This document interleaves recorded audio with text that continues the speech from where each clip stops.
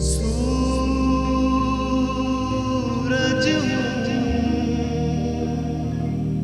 जिंदगी की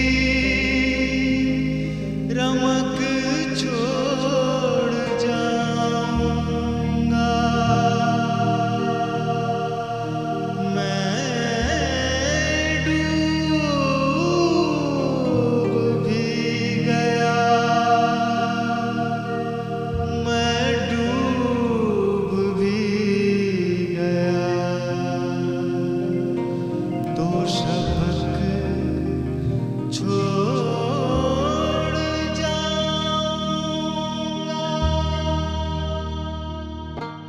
उर्दू ज़बान की इब्तिदा और इर्तिका की दिलचस्प कहानी है।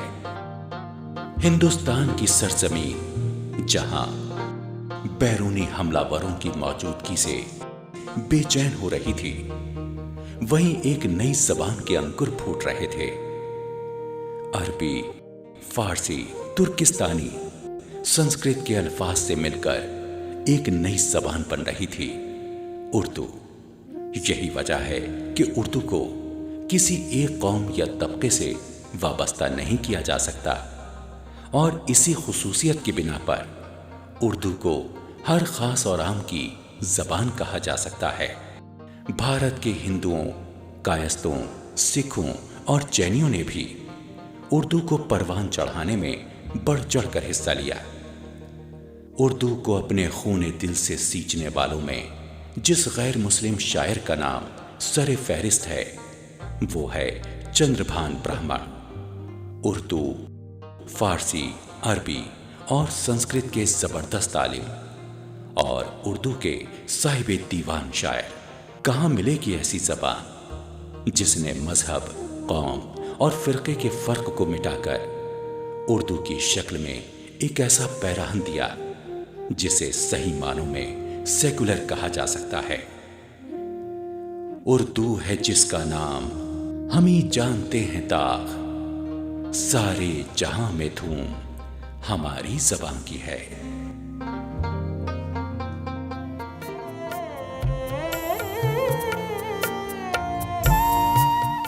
तिलोक चंद महरूम की जिंदगी महरूमियों से इबारत थी, लिहाजा उनकी शायरी में भी इसी की फरावानी है। कुछ नए दाग कुछ पुराने हैं, कुछ नए दाग कुछ पुराने हैं। आज उनको सभी दिखाने हैं, कुछ नए दाग कुछ पुराने हैं। महरूम ने गज़लों के साथ साथ नज़में भी कहीं, और वो जिस कदर गज़ल के शायर हैं उसी कदर नज़मों के भी हैं। ऐ शम्मे दिल फरोज, ऐ शम्मे दिल फरोज, शबिस्ताने कायनात।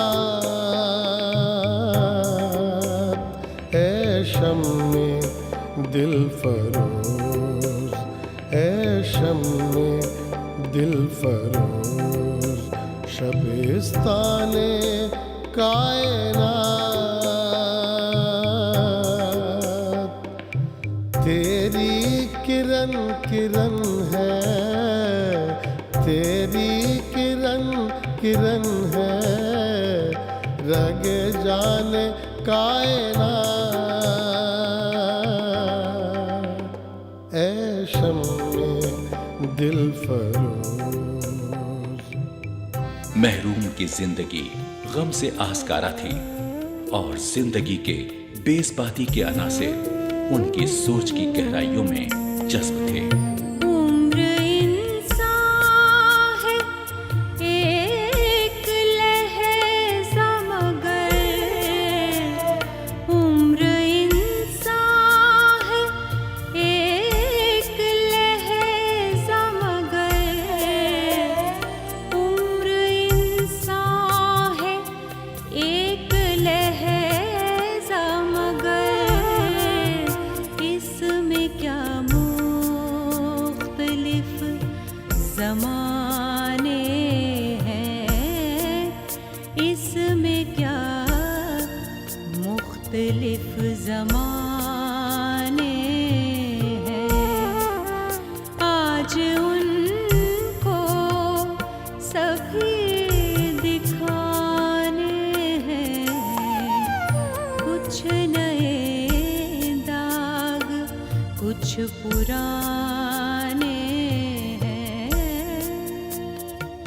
ناظرین آداب، آفتاب سخن میں آپ کا خیر مقدم ہے۔ ناظرین کہتے ہیں کہ شاعر کے حساس دل پر زندگی کی ہر تصویر اپنی چھاپ چھوڑ جاتی ہے۔ زندگی کے اتار چڑھاؤ، اس کی خوشی، اس کی محرومیاں خون دل کی سیاہی سے لکھے اشعار بن کر محفوظ ہو جاتی ہیں۔ تلوک چند محروم کی شاعری بھی ان کی زندگی کا آئینہ ہے۔ زندگی جد و جہد اور مشکلوں سے بھری ہوئی تھی۔ 1857 میں محروم پنجاب کی ایک تحصیل عیسیٰ خیل میں پیدا ہوئے۔ ان کے گاؤں کا نام تھا گاجراں والا، جو اب پاکستان میں ہے۔ گاؤں میں کوئی اسکول نہیں تھا، لہٰذا ابتدائی تعلیم نہیں ہوئی۔ میٹرک کی پڑھائی اپنے گھر سے 70 کلومیٹر دور وکٹوریا ڈائمنڈ جوبلی اسکول جا کر کرنی پڑی۔ پڑھائی چاہے دیر میں شروع کی ہو، لیکن شاعری وہ تیسری جماعت سے ہی کرنے لگے تھے۔ بیچ بیچ میں یہ سلسلہ ٹوٹتا بندھتا نظر آتا، لیکن جب بھی کوئی چیز ان کے دل کو چھو جاتی تو شعر بن کر نکلتی۔ محروم جب سینٹرل ٹریننگ کالج لاہور میں داخلے کے لیے آئے تو ملکہ نور جہاں کے مزار پر بھی گئے۔ مقبرے کی ویرانی دیکھ کر محروم نے ایک نظم کی، نور جہاں کا مزار۔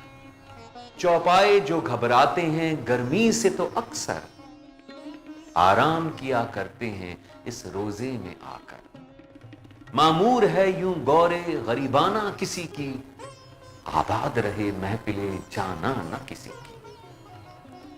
خود تلوک چند محروم کی زندگی بھی ویران اور اجڑی ہوئی تھی۔ اپنی شریک حیات اور بیٹی کی موت نے محروم کی روح کو زخمی کر دیا تھا۔ ان کی سوچ نے درد کا لباس پہن لیا تھا۔ بجھ نہیں سکتی جو دل میں آگ ہے بھڑکی ہوئی، ہو گئے دوزخ زمین و آسمان میرے لیے۔ لیکن محروم نے اپنی شاعری کو صرف اپنے درد کی عکاسی کا ذریعہ نہیں بنایا، انہوں نے زندگی کے مختلف پہلوؤں پر بھی نظر ڈالی۔ کائنات کے حسن و جمال سے متاثر ہوئے، تبھی تو آفتاب کے حسن کو دیکھ کر یوں کہہ اٹھے، تو راہ رو بقا کے لیے شمع راہ ہے، تو راہ رو بقا کے لیے شمع راہ ہے، تیرا وجود حسن، تیرا وجود حسن ازل پر گواہ ہے، تیرا وجود حسن ازل پر گواہ ہے۔ اے شمع دل فروز شبستان کائنات، اے شمع دل فروز۔ ناظرین آداب، اردو ایک زبان ہی نہیں تہذیب کا بھی نام ہے۔ شاعری کا کوئی مذہب نہیں ہوتا، نہ زبان کا کوئی مذہب ہوتا ہے۔ اردو میں جب بھی قومی اور وطنی شاعری کا ذکر آتا ہے، ایک طرف ہم چک بست کا نام لیتے ہیں، دوسری طرف تلوک چند محروم کا نام بھی لیا جاتا ہے۔ اردو میں قومی اور وطنی شاعری کی ایک مضبوط روایت پائی جاتی ہے۔ آج ہم تلوک چند محروم پر بات کر رہے ہیں۔ گفتگو کے لیے ہمارے ساتھ موجود ہیں مشہور شاعر اور نقاد پروفیسر عتیق اللہ صاحب۔ عتیق اللہ صاحب اپنے کارناموں کی وجہ سے پوری اردو دنیا میں جانے جاتے ہیں۔ دلی یونیورسٹی کے شعبہ اردو میں صدر رہے ہیں، آج یہاں موجود ہیں، آپ کا خیر مقدم ہے۔ میں معید رشیدی۔ عتیق اللہ صاحب، تلوک چند محروم کی شخصیت، ان کی شاعری کی جو خدمات ہیں، ان کا اعتراف کیا جاتا رہا ہے۔ تاریخ کی کتابیں گواہی دیتی ہیں کہ ان شعراء کو ہم نے فراموش نہیں کیا ہے۔ ان کی شاعری پر گفتگو کرنے سے پہلے ہم یہ چاہتے ہیں کہ ان کی شخصیت کے جو اجزائے پریشاں ہیں وہ یکجا ہو جائیں اور ہمارے ناظرین یہ جان سکیں کہ ان کی شخصیت اور ان کے سوانح کے خاص پہلو کیا ہیں۔ معید صاحب، یہ بہت اچھا سوال ہے، کیونکہ میں یہ محسوس کرتا ہوں کہ کسی بھی شاعر کی اپنی شاعری میں یا کسی بھی ادب کی کسی بھی صنف میں سے اگر اس کا تعلق ہے تو اس کی شخصیت کا کوئی نہ کوئی اثر ڈائریکٹ یا انڈائریکٹ، راست یا ناراست اس پہ پڑتا ہے، اور بلکہ یہ کہا جائے کہ زندگی بھر ایک ہانٹ کرتا ہے وہ زمانہ جو کہ اس کے بچپن کا زمانہ ہو یا اس کی خاندانی زندگی میں جو ایک طرح سے نشیب و فراز واقع ہوتے ہیں، تو ان کے اثرات اس کے فن پر ضرور پڑتے ہیں۔ بعض حضرات، بعض نقاد یہ بھی کہتے ہیں کہ بھئی ایک آبجیکٹیوٹی ہوتی ہے، ایک معروضیت ہونی چاہیے، لیکن شاعر سے معروضیت کا تقاضا کرنا ایک غلط دروازے پر دستک دینا ہے۔ ان معنوں میں اگر تلک چند محروم کو ہم دیکھیں، ان کی شخصیت کے بارے میں، ان کے سوانح کے بارے میں، تو یہ غیر منقسم ہندوستان کے صوبہ سرحد کا علاقہ، جہاں جسے عیسیٰ خیل میاں والی کہتے ہیں، وہاں ان کی پیدائش ہوئی تھی 1887 میں، یعنی 1887 میں۔ یعنی آپ ظاہر ہے کہ 1887 کا وہ زمانہ کہ جب یہ پیدا ہو رہے ہیں اور انجمن پنجاب نے نظم کی مناظمیں شروع کر رہے ہیں، تو نظم گوئی کی روایت کا آغاز ہو رہا ہے اور ان کا یہ پیدائش کا یہ زمانہ ہے۔ اس اعتبار سے 1887 میں حالی بھی تھے، آزاد بھی تھے، اسماعیل میرٹھی بھی تھے، درگا سرور بھی تھے، اور اس کے علاوہ نثر میں بھی بہت کام ہو رہے تھے، اور سر سید کی پوری تحریک اپنے عروج پر تھی۔ تو تلوک چند محروم کو بہت اچھا زمانہ ملا تھا۔ یہ بھی اسی خانوادے سے ان کا تعلق تھا کہ جو پیشے میں تو وہ زمیندار تھے اور کاشتکار تھے۔ تو جگن ناتھ آزاد ان کے صاحبزادے تھے۔ انہوں نے ایک بار یہ کہا بھی ہے کہ میرے والد صاحب اکثر کبھی نہ کبھی ان کو میاں والی یا دریائے سندھ کا کنارہ یاد آ جاتا ہے اور یہ گمسم ہو جاتے ہیں جی۔ تو یہ انہوں نے کئی بار ان سے دریافت کیا، تو وہ کہتے ہیں کہ محروم صاحب جو تھے وہ انہیں اپنا بچپن کا زمانہ آخر عمر تک یاد رہا، اور وہ اسے ٹیس اٹھتی تھی اس کی۔ تو وہ دریائے سندھ کا کنارہ فطری ماحول، یعنی ایک طرح سے وہ پوری جنگل آباد تھا دور دور تک، اور بہت اچھا ایک فطرت کا منظرنامہ تھا۔ تو تلوک چند محروم کی شخصیت کو بنانے میں، ان کی شعری شخصیت کو بنانے میں ان کے بچپن کے اس فطری ماحول کا بہت بڑا حصہ ہے۔ پھر یہ بھی ہوا کہ جب انہوں نے BA کی تعلیم پالی لاہور سے پائی، تو اس کے بعد وہ سیدھے محکمہ تعلیم میں چلے گئے، اور محکمہ تعلیم میں ایک درس و تدریس کا جو موقع ملا، تو ہو سکتا ہے کہ ان کے ذہن میں درس و تدریس کی وجہ سے بچوں کی نظموں کی طرف توجہ ہوئی، اور خواب طفلی نام کی جو ان کا مجموعہ کلام ہے، اس میں انہوں نے بچوں پر بہت نظمیں لکھی ہیں۔ اور ایسا بھی نہیں ہے کہ انہوں نے نصیحتیں لکھی ہوں، انہوں نے ہر طرح کی نظمیں لکھی، اور بچوں میں ایک طرح سے وطن کے جذبہ، وطن کے لیے کیا ہونا چاہیے، یعنی ایسا ماحول جب کہ پورا ملک محکومی میں اور غلامی کی زنجیروں میں جکڑا ہوا تھا، تو اس وقت بچوں کے اندر یہ شعور پیدا کرنا یہ بہت بڑی بات تھی بہت۔ اور ہمارے یہاں ادب اطفال کی جو روایت پائی جاتی ہے وہ بعد میں تو بہت اسٹیبلش ہوئی، لیکن ایک منظم طور پر جس طرح وہ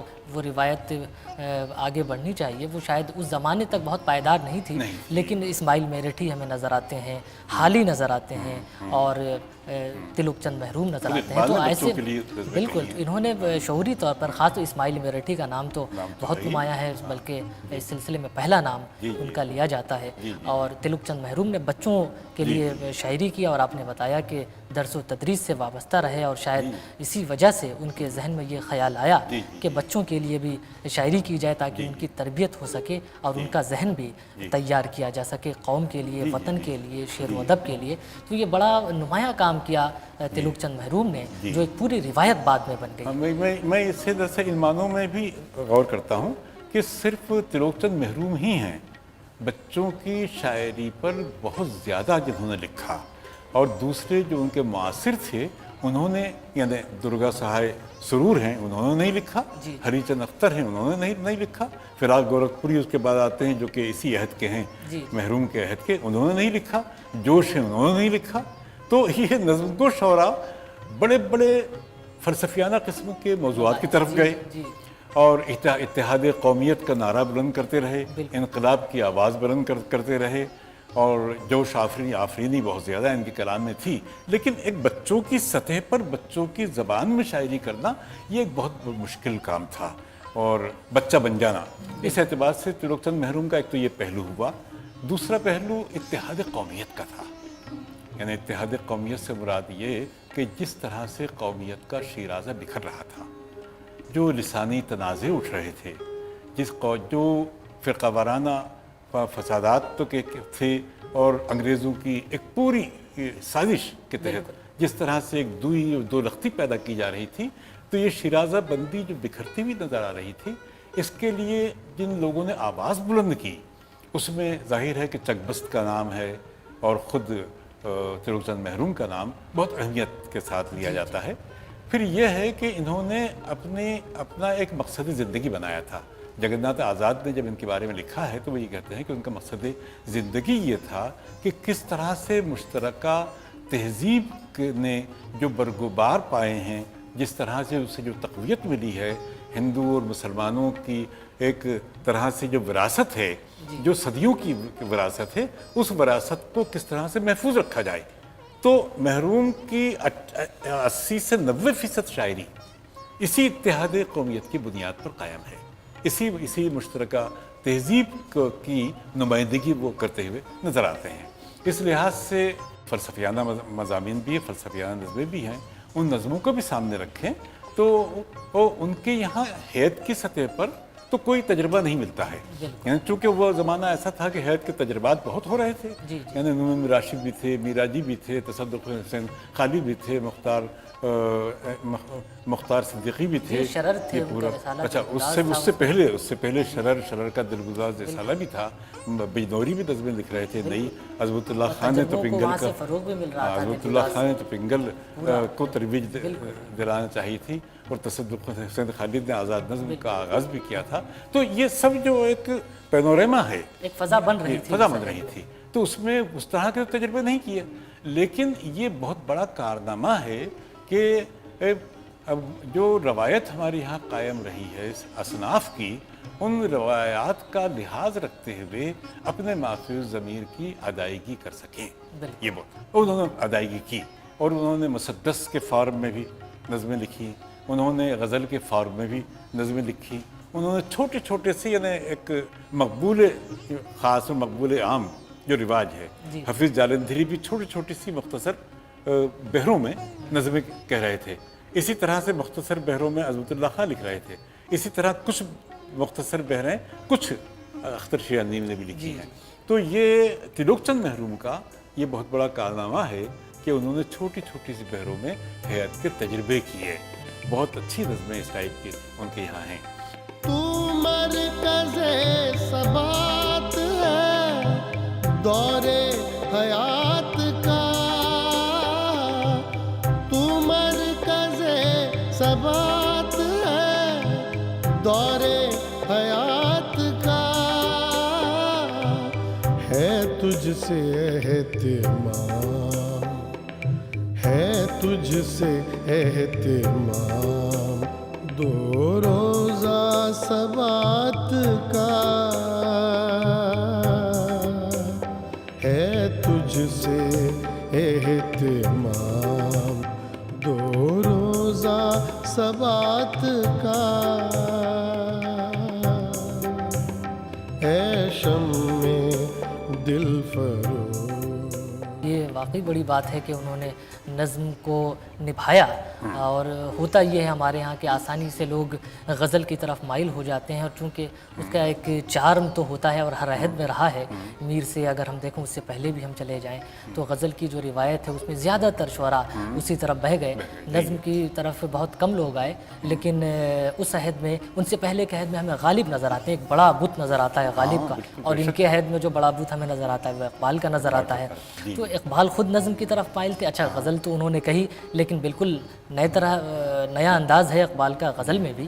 تو لیکن نظم کا ایک اتنا بڑا بت موجود ہے اس عہد میں. پھر وہاں تریلوک چند محروم ہیں اور دوسرے شعراء ہیں، تو ان کی حیثیت پھر وہاں थोड़ी सी कमतर तो नहीं कहना चाहिए, लेकिन एक बड़े बुत के आगे कहीं ना कहीं मुतासिर होती नजर आ रही है। साहब ये बड़ा मसला जो है बड़ा साइकोलॉजिकल है, नफ्सियाती है। अच्छा, दूसरी बात अतीकुल्लाह साहब, कौमी शायरी के का इख्तिसास हम तिलुकचंद महरूम से कायम करते हैं, तो वहाँ इकबाल है, इकबाल के यहाँ भी कौमी और वतनी शायरी मौजूद है।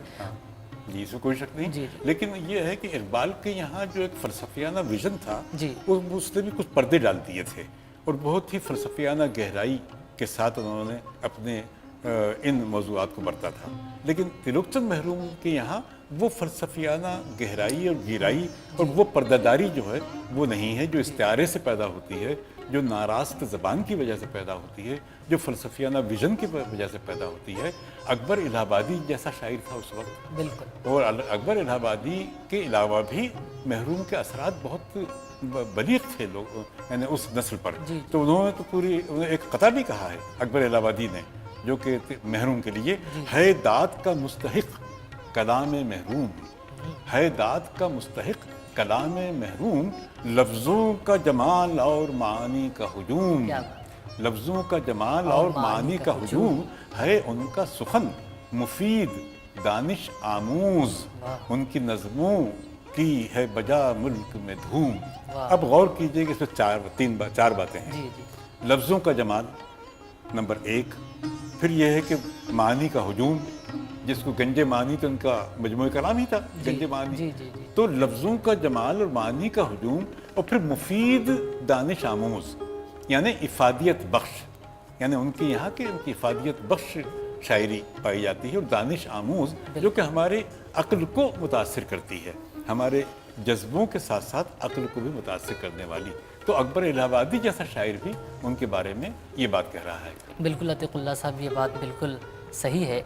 असल में महरूम हों या उस अहद के दूसरे शायर, यहाँ तक कि इकबाल भी, ऐसा महसूस होता है कि उस ज़माने के जो मुहर्रिकात थे, जो इनकलाबात थे, उनका असर बराह रास्त उनकी शख्सियत पर पड़ रहा था और वो उनसे मुतासिर हो रहे थे। इजहार का पैराया अलग हो सकता है, लेकिन मौज़ूआत थे और उनका बयान जिस तरह अलग अलग शायरों ने किया है, तो महरूम के साथ तो एक उनकी ज़ात का कर्ब है, दूसरे ज़माने का कर्ब है।